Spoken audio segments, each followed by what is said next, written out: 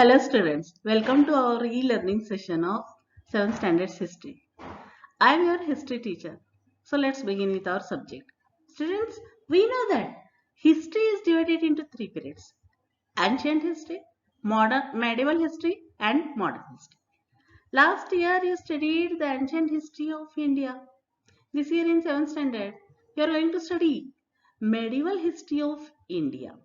So let's begin with our subject.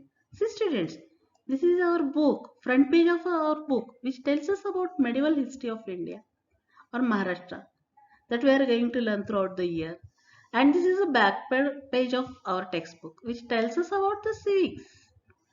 The upper picture tells us about the fundamental rights that we are going enjoying, okay, which are given by Constitution of our India. And downside, these are our fundamental duties. So from civics, we will learn about our fundamental rights and duties. Lessons of history. This year, we are going to study near about 13 lessons of medieval period of history. And all lessons are very interesting and you will enjoy the all the enjoys the learning with stories. Okay students, let's begin with our lesson sources of history. As I told you, this year's history is based on this year we are going to study the history of medieval period. Then what is meant by history or medieval period? The medieval period means the period which begins or which the time period between 9th century CE till the end of 18th century CE. This time period is called as medieval period of history. Now students, what is meant by history? Yes students, history is a coherent account of scientific and systematic past events. It tells us about the events that happened in past. So broadly, these events are based or four factors are important on which this history relies. These four factors are individual, society, place and time. As we observe the picture of Shivaji Maharaj on the front page, we will take example of Shivaji Maharaj. He was born in the period of 1630, in the year 1630, worked hard continuously for 35 years and established Swaraj. He observed the constant sufferings of subjects, common people, due to constant conflicts between Adil Shah and Nizam Shah. That's why he worked hard for the betterment of people. From this we get idea that it happened in Maharashtra, that is a place. Shivaji Maharaj means that is an example of individual. We get the idea of individual, work of people. We get idea of society. From the sufferings, we get idea of society, the architecture, the art, trade, etc. And time period, as I told you, he was born in 1630 means medieval time period. Understood students? So these four factors are very important from the point of view of history. While considering these factors or while writing, documenting the history which was based or which is based on these factors, the proofs must be checked. The authenticity of the proofs must be checked. And the evidences, these proofs, after checking, when we documenting, when we write the history or when we solve the mystery of history, that proofs are called as sources of history. So there are three sources of history. These sources are material sources, written sources and oral sources. So material sources means what? The forts, memorials, buildings, cave sculptures, coins, inscriptions and copper plates. are called as material sources. Forts are important, they occupy important place among material sources. From the forts, we get idea, we get knowledge of architecture of that period. We get idea of strategy of warfare during that period. So these forts, they hold important position among the material sources. Along with forts, there are samadhis, graves, and virgalas. What are virgalas? Virgalas are they are erected for the people, for the soldiers who took part in the warfare and who died during warfare. So it was erected in the memory of that soldiers. So these are the type of monuments, and these monuments also help us to get idea of the people of that period. It means individuals also and society also. So these are the types of monuments. Okay, students. Now memorials. From memorials we get style of arts, development of architecture. See, these are the two memorials. First Taj Mahal, and also these are the sculptures which we see in Karnataka. So from these memorials we get idea of development of architecture, the development of art, style of art. Understood, students? So we get idea, and both are unique architectural designs. Some buildings are very beautiful, their pillars uh, are decorative, they are having beautiful inscriptions. Inscriptions means carving on the stones. So these arts were developed during medieval period. Hence, and also it gives us economic conditions. As I told you, style and quality of arts.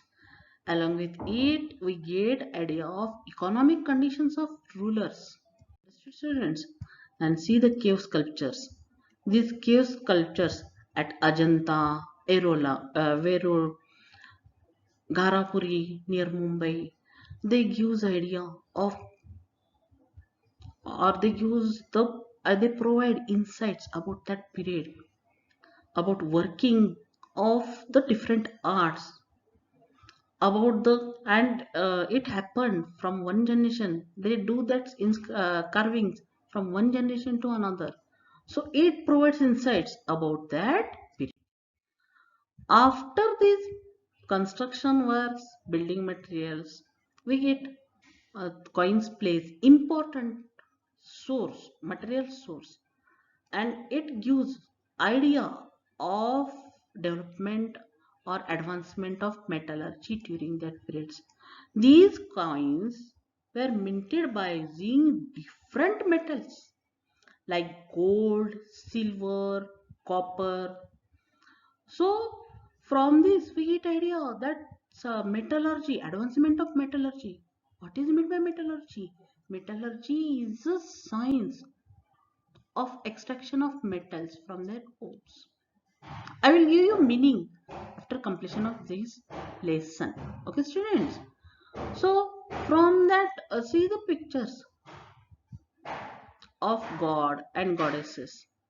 It gives the idea, economic condition of the king, financial transaction of that period, religious ideas, personal information, or personal thoughts of the rulers. The coins, the images of Ram Sita on the coins of Emperor Ram Akbar and Shiva Parvati of the coins of Hyder Ali gives the religious unity or their efforts to maintain the religious unity of that period. While the language on the coins of Peshwas used Persian language while minting their coins. So from this we get idea of the language used during that period. Hence coins plays important role. They provide important information regarding economic condition of rulers, regarding financial transactions, their religious ideas, their personal beliefs, etc. But the ideas of students see the coins, and during that period, from the coins like kaudi and other coins like see damdi, dela, pai, paisa, ana, and rupee. These coins were used during that period.